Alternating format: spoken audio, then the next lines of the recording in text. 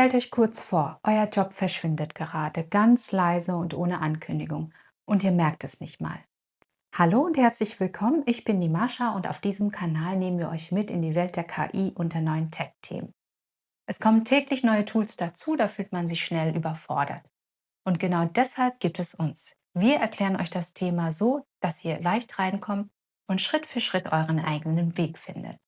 Heute geht es um etwas, das viele unterschätzen. KI verändert unseren Job. Schon jetzt. Nicht irgendwann, jetzt.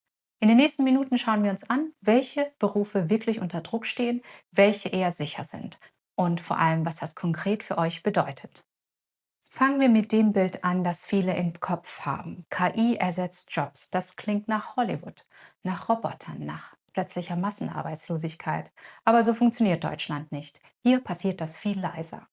Drei Beispiele, die zeigen, was gerade läuft. Erstens SAP in Walldorf. Der größte Softwarekonzern Europas baut gerade rund 3500 Stellen in Deutschland um, über Vorruhestand und freiwillige Abfindung. Gleichzeitig stellt das Unternehmen neue Leute ein, vor allem für KI. Es geht also nicht um reine Entlassungen, es geht um eine Verschiebung. Andere Jobs, andere Fähigkeiten. Zweitens die Deutsche Telekom. Ihr digitaler Assistent Frag Magenta beantwortet inzwischen über 380 verschiedene Anliegen. Ende letzten Jahres allein 6 Millionen Chatdialoge. Frag Magenta wurde als bester Chatbot der Branche ausgezeichnet. Das ist kein Versuchsballon mehr, das läuft. Drittens Siemens. Mit dem Industrial Copilot bringt Siemens generative KI direkt in die Produktion. Mehr als 100 Unternehmen nutzen das Tool inzwischen, darunter Schaeffler und ThyssenKrupp. Es hat 2025 sogar den Hermes Award auf der Hannover Messe gewonnen. Was lernen wir daraus? Firmen entlassen nicht einfach plötzlich Menschen, sie automatisieren still. Sie stellen weniger neue ein und Teams werden langsam kleiner, ohne große Schlagzeile. Für euch heißt das weniger offene Stellen in den klassischen Bereichen, mehr Konkurrenz und mehr Druck, mehr zu leisten. Jetzt zum Teil, der euch wahrscheinlich am meisten interessiert. Welche Jobs in Deutschland sind realistisch unter Druck? Wir halten uns an Zahlen, nicht an Bauchgefühl. Aber wichtig vorab, diese Jobs verschwinden nicht komplett. Sie verändern sich und genau das ist der Punkt. Eine große Studie des Instituts für Arbeitsmarkt und Berufsforschung sagt, für die nächsten 15 Jahre, etwa 1,6 Millionen Stellen werden sich verändern. Manche fallen weg, manche entstehen neu. Unterm Strich bleibt die Gesamtzahl der Jobs stabil. Aber die Verteilung verschiebt sich deutlich. Das trifft besonders vier Bereiche. Erstens klassische Büro- und Sachbearbeitung. Buchhaltung, Personalverwaltung, Backoffice. Wer den ganzen Tag viel mit Daten arbeitet, Belege sortiert oder Standardberichte schreibt, sollte aufmerksam werden. Eine Software lief heute bereits hunderte Mails am Tag, sortiert Rechnungen, legt Belege ab und schreibt Antwortvorschläge. Zweitens Kundenservice. Wir haben es bei der Telekom gesehen. KI muss da nicht perfekt sein. Sie muss nur gut genug sein und günstiger. Und genau das ist sie inzwischen. Drittens Juniorstellen in der IT. Laut der Karriereplattform Stepstone gab es im ersten Quartal 2025 über alle Branchen hinweg 45% weniger Einstiegspositionen als im 5-Jahres-Schnitt. In der IT insgesamt sind die offenen Stellen von 149.000 auf 109.000 gefallen. Und Junior-Entwicklerrollen sind laut Stepstone-Auswertung seit 2020 sogar um etwa 54% zurückgegangen.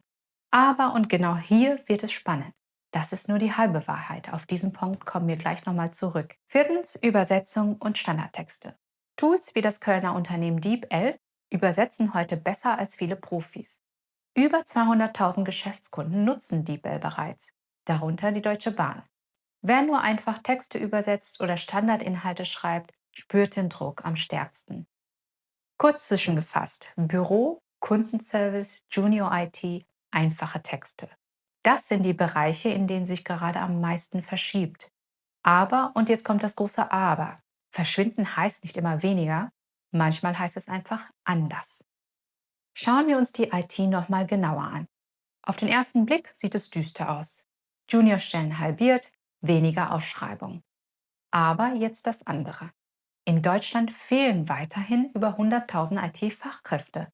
85% der Unternehmen leiden unter Fachkräftemangel und 42% erwarten, dass KI bei ihnen sogar zusätzliche IT-Fachkräfte nötig macht. Wie passt das zusammen? Es gibt dafür einen Begriff aus der Wirtschaft, das Jemmons-Paradox. Vereinfacht heißt es, wenn etwas billiger und einfacher wird, machen Menschen am Ende oft mehr davon, nicht weniger. Genau das passiert gerade in der Software. Wenn Programmieren mit KI schneller und günstiger wird, machen Firmen plötzlich Projekte, die sich vorher nicht gelohnt hätten. Das hat es in der IT übrigens schon einmal gegeben. In den 50er und 60er Jahren wurde noch mit Lochkarten programmiert, mit echten Pappkarten, in die Löcher gestanzt wurden. Dann kamen Hochsprachen wie Fortran und COBOL. Damals dachten viele, wenn das Programmieren so einfach wird, brauchen wir bald keine Programmierer mehr. Was ist passiert? Genau das Gegenteil. Es wurden Jahr für Jahr mehr Programmierer gebraucht, weil Software plötzlich überall einsetzbar war. Und genau hier kommt der Punkt, der oft unter den Tisch fällt. Mehr Software bedeutet nicht nur mehr Programme. Es bedeutet auch, es werden mehr Menschen gebraucht, die diese Programme bauen, betreuen und weiterentwickeln. Heute könnte sich das wiederholen, nur mit KI als nächstem Schritt. Was heißt das jetzt für euch? In der IT entstehen wahrscheinlich sogar mehr Jobs als vorher, aber sie sehen anders aus. Was früher Junioraufgaben waren, einfachen Code schreiben, Bugs suchen, Standards umsetzen, das macht heute die KI. Was wertvoller wird? Probleme richtig formulieren, Systeme architektonisch denken, KI-Output prüfen und korrigieren, Fachwissen mit der Technik verbinden. Knapp ein Viertel der deutschen Unternehmen sagt inzwischen ganz offen, wer in der IT ohne KI-Wissen unterwegs ist, wird es in Zukunft deutlich schwerer haben. Wer also gerade in der IT einsteigt, der direkte Junior-Weg ist schwerer geworden. Aber der Markt ist nicht leer. Er wartet nur auf Leute, die KI als Werkzeug verstanden haben. Neben der IT mit KI-Kompetenz gibt es noch weitere Bereiche, in denen ihr gerade gut aufgestellt seid. Erstens Handwerk. Im deutschen Handwerk sind aktuell rund 250.000 Stellen offen. Allein in der Sanitär-, Heizungs- und Klimatechnik fehlen über 12.000 Fachkräfte. KI kann viel, aber sie verlegt keine Kabel und repariert keine Heizung. Zweitens Pflege und Gesundheit. Deutschland wird älter. Laut Statistischem Bundesamt fehlen bis 2049 zwischen 280.000 und 690.000 Pflegekräfte. Diese Lücke wird KI nicht schließen. Sie kann unterstützen, aber nicht übernehmen. Drittens Berufe mit echter Verantwortung und Menschenkontakt. Führung, Erziehung, Beratung, komplexe Entscheidungen, echte Kundenbeziehungen. KI kann hier zuarbeiten, aber den Hut aufhaben muss letztendlich der Mensch. Wenn euer Job viel mit Menschen, mit handwerklicher Umsetzung oder mit echter Verantwortung zu tun hat, dann seid ihr deutlich besser aufgestellt, als ihr vielleicht denkt. Jetzt mal ehrlich, müsst ihr Angst haben? Die ehrliche Antwort lautet ja, aber nicht so, wie viele denken. Ihr werdet nicht morgen aufwachen und arbeitslos sein. So funktioniert das nicht. Aber es passiert etwas anderes. Es entstehen gerade zwei Gruppen. Die einen lernen KI zu nutzen. Sie werden schneller, effizienter, wertvoller. Die anderen ignorieren KI. Sie arbeiten wie immer und werden nach und nach von Leuten überholt, die KI im Werkzeugkasten haben. Das ist das eigentliche Risiko. Nicht die KI selbst, sondern stehen zu bleiben. Übrigens, laut der Bitkom-Studie nutzt inzwischen gut jedes dritte Unternehmen in Deutschland aktiv KI. Vor einem Jahr war es nur jedes fünfte. Die Welle rollt schon. Das ist der wichtigste Teil. Was könnt ihr heute tun? Erstens, probiert KI einfach aus. Ihr müsst keine Profis werden. 20 bis 30 Minuten am Tag mit einem Tool wie ChatGPT, Microsoft Copilot oder DeepL reichen am Anfang vollkommen. Schreibt eine Mail damit, lasst euch ein Thema erklären. Ihr müsst nur ein Gefühl dafür bekommen, was geht. Zweitens, kombiniert KI mit dem, was ihr schon könnt. Buchhalterin plus KI, Entwickler plus KI, Vertrieb plus KI. Diese Kombination macht euch wertvoller und schwerer zu ersetzen. Drittens, stärkt eure menschlichen Fähigkeiten. Kommunikation, Führung, Empathie, Urteilsvermögen, das kann KI nicht so gut. Und genau deshalb wird es wichtiger, nicht unwichtiger. Viertens, denkt langfristig. In Deutschland zählt Stabilität, praktische Fähigkeiten, Verlässlichkeit. Wenn ihr euch jetzt richtig aufstellt, schützt ihr euch nicht nur, ihr werdet sogar wertvoller als vorher.